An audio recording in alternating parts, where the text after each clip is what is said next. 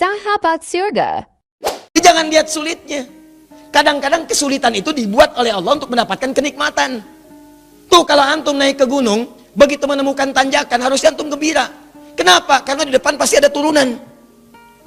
Jadi kalau orang paham dengan fikih di surat Al-Kahf ini, ketika Anda dihadapkan pada ujian, Anda nggak usah nangis berlebihan. Jangan takut. Karena kadang-kadang ujian itu diturunkan untuk memberikan rahmat yang lebih luas bagi antum. Antum tuh dibuat kuat dulu. Bikin nangis supaya ke depan gak keluar lagi air mata. Kebal antum dengan semua ujian yang ada. Itu cara memahaminya. Ini gak usah berkeluh kesah. Baru turun ujian yang kecil udah bikin status. Ya. Kamu kenapa sih? Kata suami. Istrinya pasang status. Ternyata dia tidak seperti yang aku kira. Terus yang paling gak enak ditungguin tuh ada komen gak ya? Kenapa Jeng? Gak nyangka ya. Nyangka. Jadi buat status tidak menyelesaikan masalah.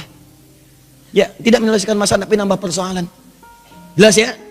Maka bagian pertama, kalau antum diuji dengan persoalan, boleh jadi jangan persoalannya yang dilihat, itu cara Allah untuk memberikan rahmat kepada antum. Sebab kalau nggak diberikan persoalan itu, rahmat nggak akan turun. Pemuda itu kalau nggak dapat tadi itu, kejar-kejaran sampai ke gua, mana mungkin turun rahmat Allah 309 tahun. Ikuti itu. Ya, saya tidak ingin mencontohkan pribadi karena mungkin disangka nanti sesuatu yang tidak baik. Tapi banyak orang mempraktekkan demikian dan itu berhasil. Coba lihat, antum kenal Buya Hamka? Kenal.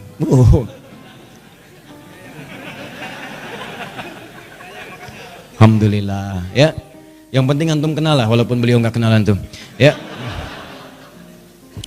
Buya Hamka sempat beliau kemudian dalam episode kehidupannya dimasukkan ke dalam penjara. Tapi setelah beliau di penjara itu, bukan perasaan mengeluh, bukan dendam, bukan marah, bukan puncak dari emosi yang keluar, tapi syukur kepada Allah. Ketika ditanya bagaimana pendapat Anda Buya mendapatkan perlakuan seperti itu dimasukkan ke dalam penjara, beliau malah mengatakan, saya bersyukur kepada Allah Subhanahu wa Ta'ala. Kalau ada waktu, saya pengen ketemu presiden untuk mengucapkan terima kasih telah memasukkan saya pernah ke penjara dalam episode hidup saya, kalau bahasa kita sekarang. Kenapa? Karena ternyata di penjara itu saya bisa menyelesaikan tafsir Al-Azhar. Kalau saya nggak masuk ke sini, nggak jadi ini tafsir. Jadi cara melihatnya itu rahmat Allah, persis seperti ini nih, yang kita baca tiap Jumat itu. Di cara orang kalau kebiasaan baca Al-Kahf, spiritnya ada dalam jiwa, dia nggak akan gugur karena ujian-ujian. Walaupun sifatnya sakit, yang dia baca rahmatnya. Jadi kalau Anda terbiasa membaca Al-Kahf, paham maknanya, itu Anda akan senang melihat musibah, senang melihat ujian. Yang dilihat rahmatnya, bukan ujiannya. Masuk penjara malah senang. Tuh.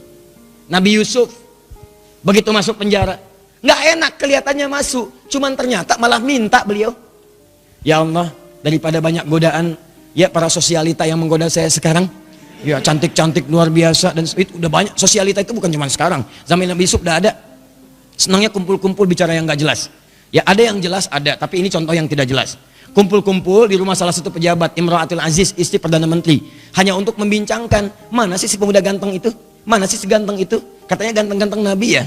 Iya, zaman sekarang ganteng-ganteng serigala. Ya. Begitu kemudian ditampilkan oleh Imra'atul Aziz, Yusuf keluar. Begitu keluar, disebutkan di Quran surah 12 ayat 29. Wa qulna hasya lillahi ma hadza basyara in hadza illa malakun karim. Ya, ini sih bukan manusia, ini malaikat yang menyamar dalam rupa manusia. Lewat, tak sadar ketika lewat, jarinya kemudian tergores dengan pisau itu.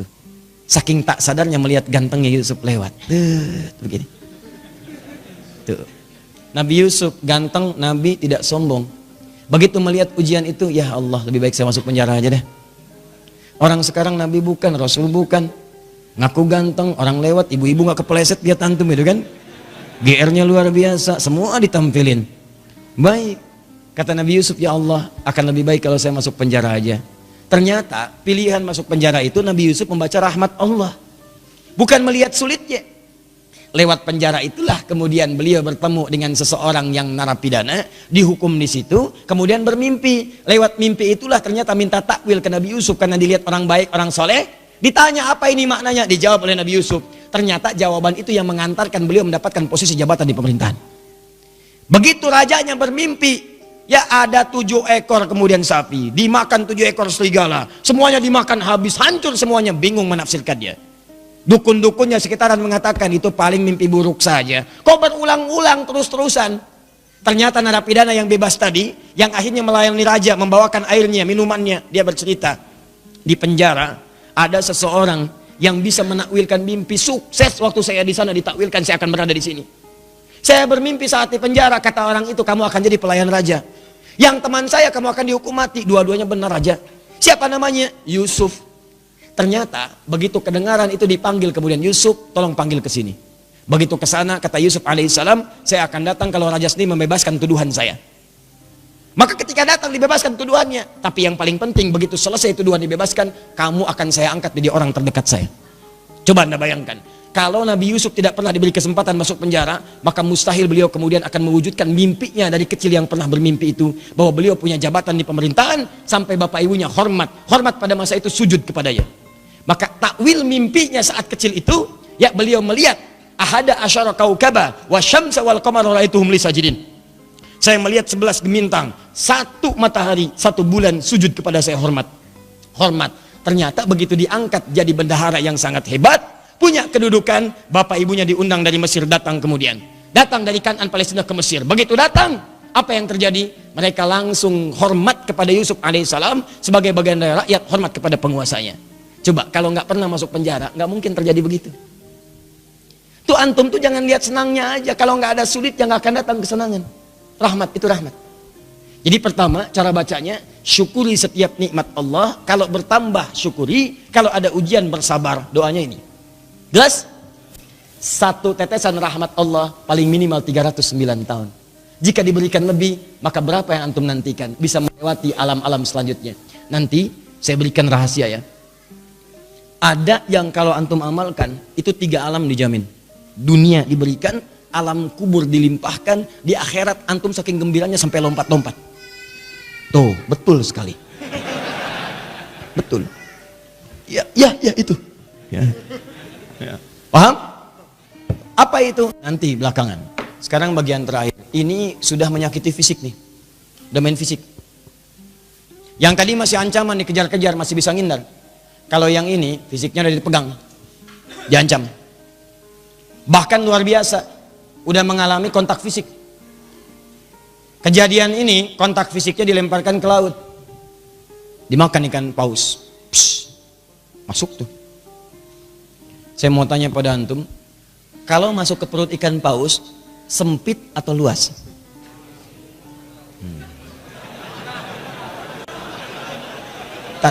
Saya tuh penasaran dengan antum nih. Antum tuh siapa sebetulnya? Antum tuh siapa sebetulnya? Buya Hamka kenal. Masuk perut ikan paus punya jawaban. Luar biasa. Ini gelas aja dengar jawaban antum sampai keringetan tuh. Masuk perut ikan paus, nggak akan pernah ada yang jawab luas. Yang terbayang pasti sempit. Walaupun Anda belum pernah masuk ke dalamnya. Masuk ke perut ikan paus, terang atau gelap? Tuh, gelap. Sudah pernah masuk, Bu? Belum, Ustadz. Tapi kita bisa bayangkan. Karena nggak ada cahaya di sana. PLN pun nggak bisa masuk. Nggak, saya kebayang. Kalau ada inovasi PLN, petugas PLN berdasarkan kisah Nabi Yunus ingin memasukkan listrik ke dalam perut ikan paus. Bagaimana cara masangnya? Gak ada listrik, cahaya tidak ada, berarti gelap. Awas, dalam bahasa Arab gelap itu sesuatu yang zulmah. Zulama yazlimu zulman, gelap. Minaz zulumati ilan nur.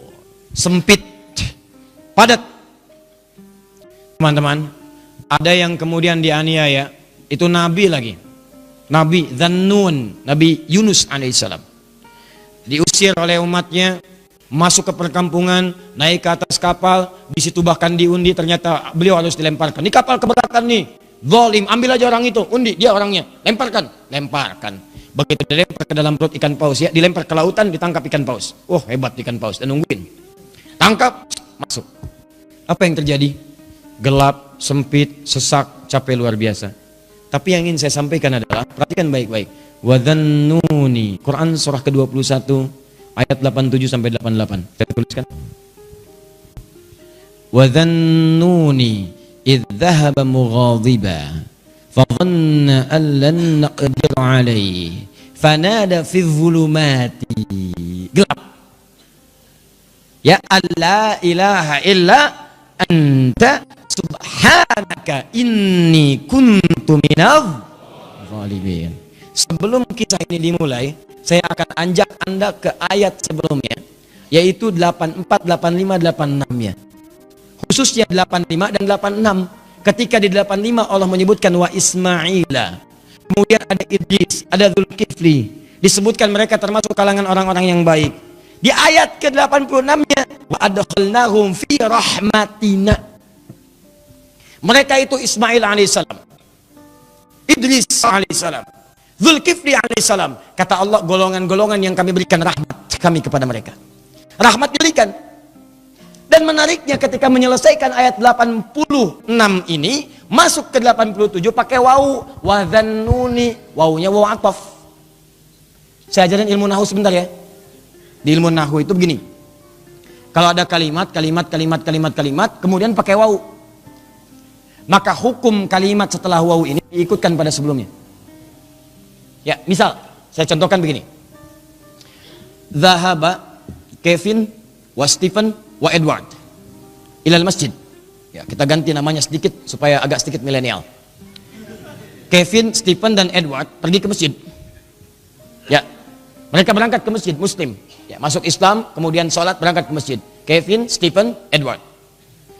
Ada satu orang lagi yang belum disebutkan. Belakangan disebutkan wa Asep misalnya. Kenapa ketawa? Ya, sekarang kan nama-nama tertentu membuat bahkan pendekatannya agak beda.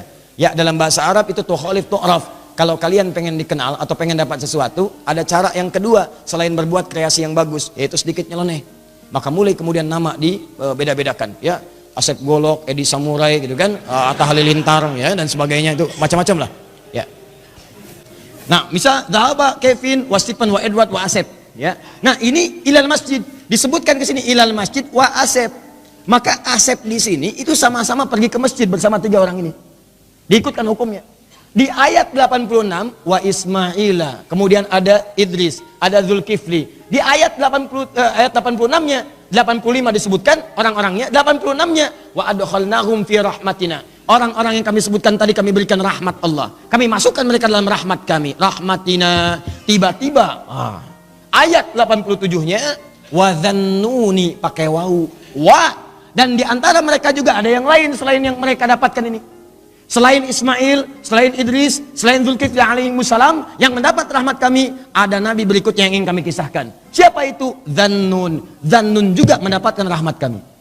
Begitu cara memahaminya. Di ayat 87 ini jangan pisahkan di ayat 86. Ada orang-orang yang pernah mendapatkan rahmat kami, ini orang-orangnya. Selain mereka ada lagi. Siapa itu? Wa dhannuni. Demikian juga dengan Dhannun, Nabi Yunus alaihissalam. Beliau pun pernah mendapatkan rahmat Allah. Kapan rahmat itu diberikan? Dalam situasi yang sangat sulit. Idzahaba mughadiba, ketika beliau kemudian merasa tidak senang dengan perlakuan kaumnya, dizolimi, dilemparkan ke perut ikan paus, sulit luar biasa. Saya tanya pada antum, nih ya, tolong jawab dengan penuh kejujuran.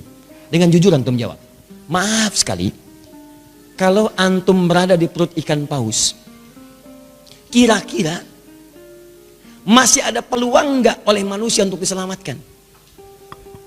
Tuh. Nangis tuh kan, karena tahu nggak mungkin. Tadi kan begitu saya sebutkan rahmat, ya. Begitu kita tanyakan ada peluang nggak? Bayi aja tahu. Tuh. Ya. Jadi sulit mendapatkan peluangnya. Orang masuk perut ikan paus, ditelan. Siapa yang mau nolong? Manusia mengatakan mustahil, nggak usah ditolong lah, nggak ada harapan. Yang ada malah kita ikutan ke dalamnya. Paham? Tuh. Kalau gerah, kipasi. Kalau perlu air, berikan. Kalau ada permen, sampaikan. Maka teman-teman sekalian, nah, berdoalah kemudian Nabi Yunus kepada Allah. Apa doanya? Nih, perhatikan kalimatnya. Wa nada fi dzulumat. Maka dalam suasana gelap, capek, resah itu beliau berdoa kepada Allah. Allah ilaha illa anta. Tolong minta air. Ya. Oh, ini aja nih. Nah, atau aqua, ada aqua? Baik.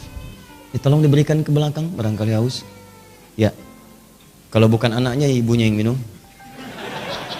Ya. Ya, saya nggak minum nggak apa-apa, ada apa aku mati ya. Yang penting antum nyaman insya Allah. Baik. Antum ikhwan ada lagi yang mau nangis? Wa nada fi dzulumat, maka beliau bermohon kepada Allah dalam suasana gelap sulit itu. Allah ilaha illa anta, catat doanya, catat.